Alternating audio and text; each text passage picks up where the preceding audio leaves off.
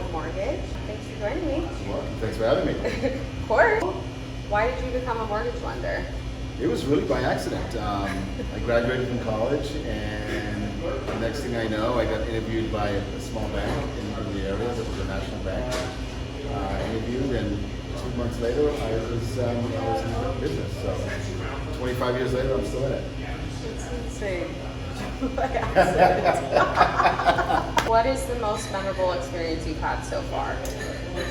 Well, I would say I've learned from a lot of people in the business and managers that I work for, and he just told me to be authentic and be myself, and that's how I should treat clients, people I work with, and just how I should live my life every day. So that experience was the most memorable. Yeah, I guess when I think of mortgage lenders, I don't think of a personality like yours, but they really are just, I feel like anybody in sales or anything, like I don't think mortgage is any part of that. I just think that it's just like strict bankers and like, all business, but I don't know, you and Rochelle are just amazing to work with, so.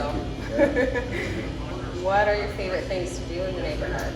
Oh, I love to eat and drink. You know that. You know that, Caitlin. I love wine. I'm a big wine drinker and love to try new restaurants. And I think part of that is because it's a way to get to know people and get to meet people. Drinking wine and eating good food. That's how we met, so. Yeah, exactly. What are your favorite restaurants in the neighborhood? Well, you recently discovered Epernay. Yes, and, one of my favorites too. Yes, I hope so. And we've now, I think, eaten at Epernay, 3 or 4 times. Right. And I'm going to actually celebrate my birthday at Epernay, so I'm really looking forward to it. No other restaurants? No. It's a neighborhood. I think Saratoga has a couple of really great ones. Hero Ranch and Flowers. I love eating there too. I've never been to Flowers. Oh, Flowers is just fantastic. Really? And they're right next to each other. Yeah. So you might even go have dessert at one and dinner at the other. And, oh, I like that. That's a lot of fun too. And then down the street from them is Indoors. So I haven't been there either. I really need to do some touring. Got it. Great way to meet people. What is the most random thing you watch on Netflix? If you have any time for that. I actually don't, but I did have some time, and my problem with Netflix is I can binge watch. Yeah. I recently watched Framing John DeLorean. Really? If anybody knows about the car called the DeLorean. Oh, yeah, it was on Back to the Future. Wow. So that car was created by a gentleman named John DeLorean. And wow. So I watched the documentary, and it was basically the rise and fall of John DeLorean. So, yeah, right? Yeah. Very good. Yeah. What are your pet peeves? Oh gosh, this interview is not long enough to answer that question. People that are not authentic drive me crazy. I actually kind of agree with that. What are your greatest challenges?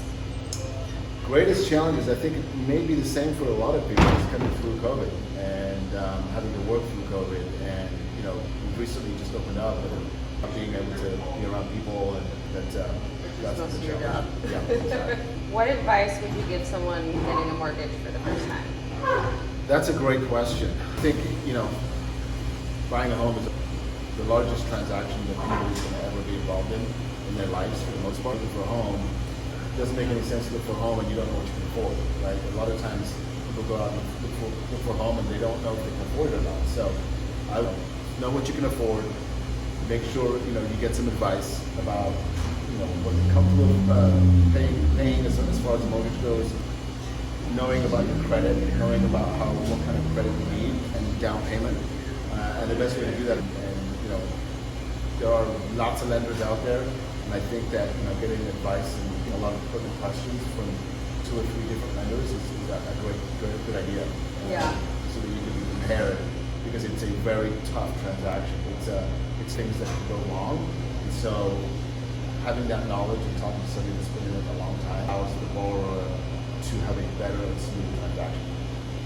So. Yeah, I guess I didn't know what it was like back in the day, like 20 years ago, because I think it was maybe one of the Zoom calls, I don't know if you were on it, but they were talking about how they used to just hand them out before the recession in 2008, and they just like anybody could get it. It was like getting an apartment. Absolutely. And I was like, that is insane to me, because the steps of it now is just like so thorough. You can't bullshit anything. Right. And, Right. Yeah. No, it is a very, very cumbersome job. The right lender.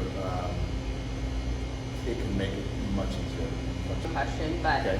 what do you suggest for people that are in self-employment? How long do you have to wait before you can get pre-approved for a mortgage? I know it's a personal question Sure. for me because I'm also, but I have a partner that isn't. But Yeah, that's a good question because I mean, we all know that 2/3 of the economy is self-employed people. Right. So this is people who have their own business. So I would say it depends on if you've been a self-employed individual for less than 2 years, it really depends on what your job was before the self-employment. Were you a contractor or you in the same line of business?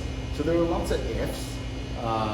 But self-employed people can get a loan just as much as a salaried individual, somebody that works for a large corporation. But again, it's one of those things where you have to talk to a lender. You cannot make assumptions in the business because I think the biggest mistake is people make an assumption that I make a lot of money or I have a big down payment, right, so I can afford whatever I want. It's not what you think you can afford; it's what the lender says you can afford. Because there are a lot of guidelines that have to be followed, and so don't make an assumption. Even if you think you have, even if you have great credit, a lot of down payment, job history is very important. But again, get the advice and get direction from the lender. Awesome. And what are 1 to 2 things that you would give advice for people that are looking about acquiring a mortgage or getting ready to buy a home in the next year or two, just like what to do to prepare for that? Sure.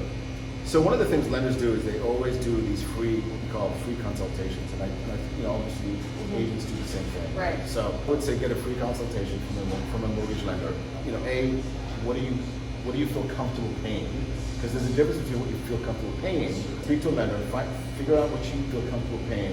Make sure your credit is you have to have a good credit score these days. If you've got some issues with credit, a good lender will tell you what you need to do. If there's bills you need to pay off, sometimes you have to go out and get credit, because we see a lot of times where borrowers don't even have credit because they don't utilize it. Unfortunately, you need to have it. Yeah. So I would say that as well. And I would say that, get a great agent, because, an agent that's in an area they're very familiar with will allow that borrower, that customer, to go find something they really want. So, work with a good agent, work on a great transaction, find what you want. Okay, last and final question. If you had to give advice to a child on how to live their life, what would you say? That's a great question again. So my son just graduated from college about a year ago, and it was shocking to me. He didn't know anything about credit or mortgage or what it takes, even though I've had conversations with him about it, and he didn't seem to pay attention to dad, but that's okay. As parents, we got to teach our kids about that. Right.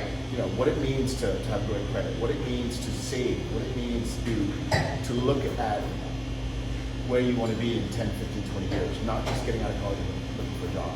Kids nowadays need to learn. They need to figure out, just learn as much as they can. Be a sponge. Kindergarten, you're like, I need a credit score of 750 plus. Somebody talking about that age? No. Learn, what it's like to work in a restaurant. Learn what it's like to cook. Learn what it's like to meet people, because I don't think a lot of kids these days meet people enough. Yeah. They're stuck on their laptops, they're stuck on their games, they're stuck on their phones. This human interaction is just lacking, I think, with a lot of kids these days. Oh, yes, definitely. I mean, they probably like the iPad generation. Absolutely. Gen Z. Yep. Watch social media.